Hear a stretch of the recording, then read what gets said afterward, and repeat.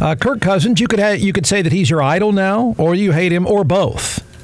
But Kirk Cousins keeps gaming the system unlike anybody, I think, in football history. Let me say that again. He keeps gaming the system unlike anybody in football history. That sounds overly dramatic, but listen to me and follow this because I'm right. The Kirk Cousins deal that he just signed to go from, he's a free agent, leaving the Falcons, leaving the Vikings, going to the Atlanta Falcons, is a deal that is all about, now listen to this term, I know it's weird, but think it through. His deal is really about the economics of desperation.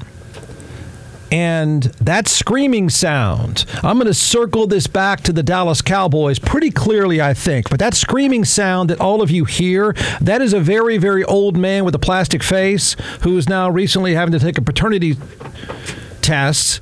But the old man that owns the Dallas Cowboys, that's him screaming.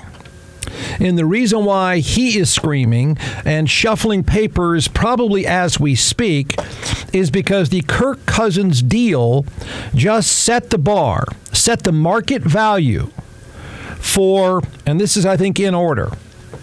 He just set the market value for a solid locker room guy, a pleasant face of the franchise that will never undercut anybody or act like a fool publicly, who happens to also be a player that is very good but not great,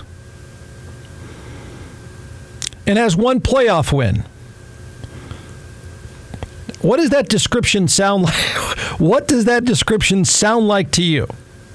If you could, do you have somebody in mind? Do you have a face? Do you have a player in mind of that particular description? Because I think it's pretty accurate. Just think about that because the market value has been set.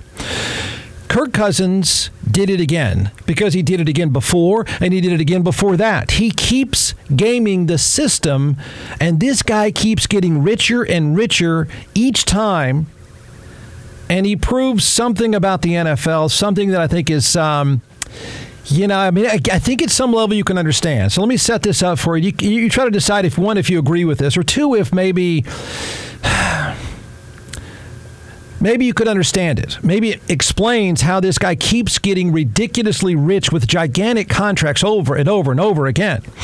So to me, the Kirk Cousins deal, which is set up for a Dak Prescott deal, they're one and the same, everyone. The description I just gave you is the exact description of Dak Prescott. I think you could argue that Dak Prescott's worth more, but you get the idea. That's why the screaming sound is coming out of Dallas. But the Kirk Cousins deal has, each time he does this now, and he's done these gigantic contracts multiple times, all guaranteed, practically all guaranteed.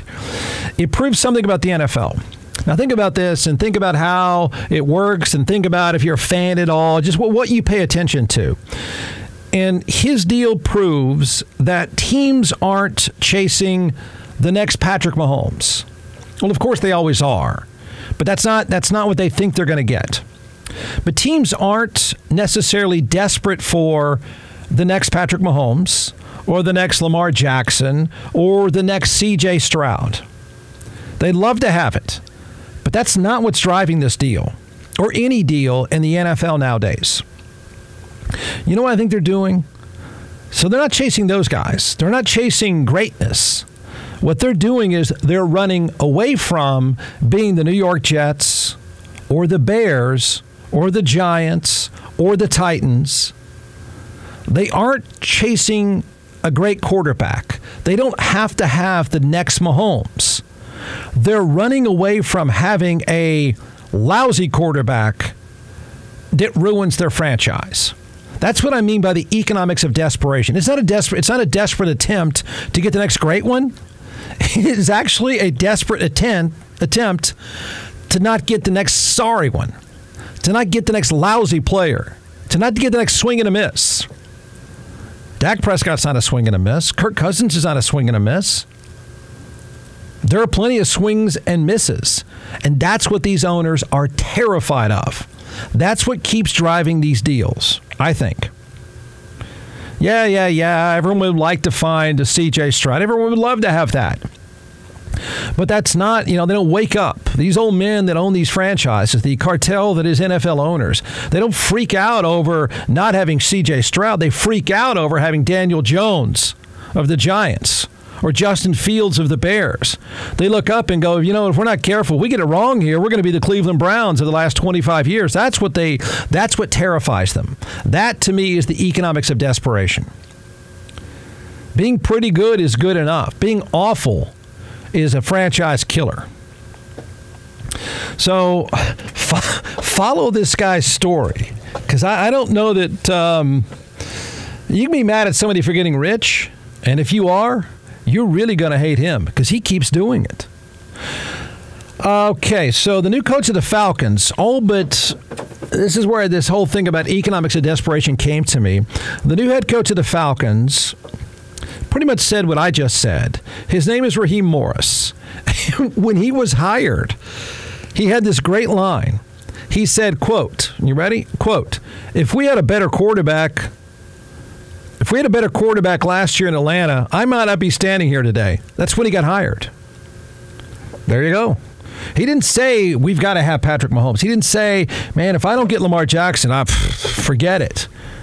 He's just saying we can't suck. You can't suck. You'll pay anything to not suck. That's how Kirk Cousins is Dak Prescott, or Dak Prescott is Kirk Cousins. They are each other. They are clones. They are the same quarterback 2.0.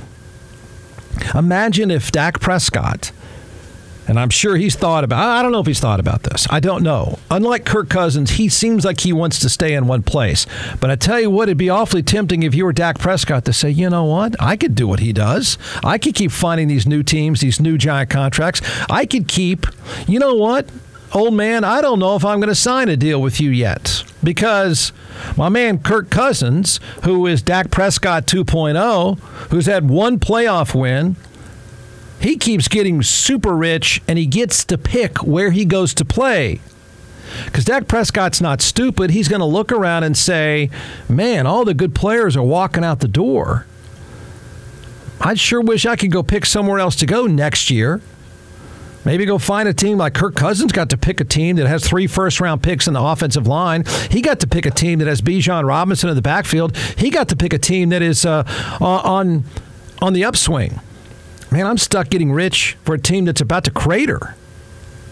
You have to admit, you would start to think about it. Not just the money, the opportunity to win late in your career. This guy, think about this guy, because Kirk Cousins keeps setting the financial bar. It's remarkable. So listen to this and keep this in mind. He's won one playoff game. He's 35 years old. He's on what is now, is this his 4th team, I think it is? Yeah. He's won one playoff game. He's 35 years old. He's coming off of an Achilles tear. And Kirk Cousins must be the greatest negotiator of all time. The guy needs to write books. He needs to retire now and do infomercials, because the man is a walking gold mine. Here you go. USA Today. Kirk Cousins is 35 years old. He was a 4th-round draft pick. Oh, yeah, I'm going to add that to the list. He's 35. He was a 4th-round draft pick. He just tore his Achilles. He's won one playoff game, and he keeps getting the biggest contracts over and over again. The new contract, according to ESPN, averages $45 million per year and guarantees $100 million.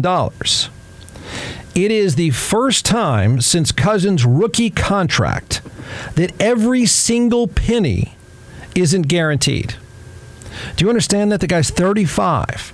And in a business that only recently started guaranteeing contracts, and that's still pretty rare, the man has had almost every penny of his working life guaranteed. And he's won one playoff game. He's 35. He was a 4th-round pick. Yeah. Oh, and he ripped his Achilles. He's my idol. This is amazing. This guy's he doesn't just get all the money. He gets all the money guaranteed. So it's the first time since his rookie contract that every single penny of a contract has not been guaranteed. He was twice franchise tagged by the Washington Commanders. 2 years, $44 million. Okay, I want you to follow the math of this guy with one playoff win. Let's see, 2 years, $44 million. He then left to go to the Minnesota Vikings in 2018. And when he went to the Vikings in 2018, he got a 3-year, fully guaranteed $84 million contract. You know what they did? They then decided to re-up the contract for $66 million on 2 years, and then added another $35 million on top of that for 1 year. It is all guaranteed. The guy's seeing every penny of these contracts. Now, if Kirk Cousins, listen to this. This is a man with one playoff win, a 4th-round draft pick. He's now 35 years old. He's now on his 4th team. Listen to this. Kirk Cousins will have earned, if he plays out his new deal in Atlanta, which is iffy, but doesn't matter. He's going to get $100 million. If he plays out his new deal in Atlanta, he will have earned more than $400 million since his rookie contract. His rookie contract for the first 4 years he's in the NFL paid him $600,000 per. So there's 4 years at $600,000 per. From there on out, the man has made $400 million and won one playoff game. See, that's why it's the economics of desperation. You're going to say, well, Jeff, one playoff, that's no good. Yeah, well, it's better than the alternative, which is Zach Wilson. It's better than the alternative, which is the Giants, the Jets, the Titans, the Browns, the Cardinals. You can go down the list. These owners, now, is he overpaid? Absolutely. He's grotesquely overpaid. It's beautiful. He's even probably bashful about this, or somebody isn't. Whoever's team Kirk Cousins, you're good. You keep doing this, man. But he's not terrible. See, he's good to very good. Good to very good is apparently worth $400 million. Good to very good, even though it's not many playoff wins, that's one. Good to very good is okay because that doesn't suck. Good to very good is far better than the alternative, which is a disaster. You can't have a disaster quarterback, so teams will pay. So imagine now what he has set the bar. The reason why I bring this up is this is the template for Dak Prescott. Jerry Jones knows it. Jerry Jones will pay it. But don't tell me if you were Team Dak Prescott. I know he's, like I said, he and Kirk Cousins are the same person. They're the same player. They're loyal, righteous dudes, man. They are the ultimate company men. They smile and they deal with everything. They show up to work and they try. Dak Prescott shows up to work and he's not coming off an Achilles tear. So these are guys that teams want to have around, but they don't win many playoff games. But now the bar is set. And Kirk Cousins has clearly he has gamed the NFL system one more time because I think he has tapped into being good enough, bouncing from place to place, knowing the next owner is terrified of not having a good quarterback.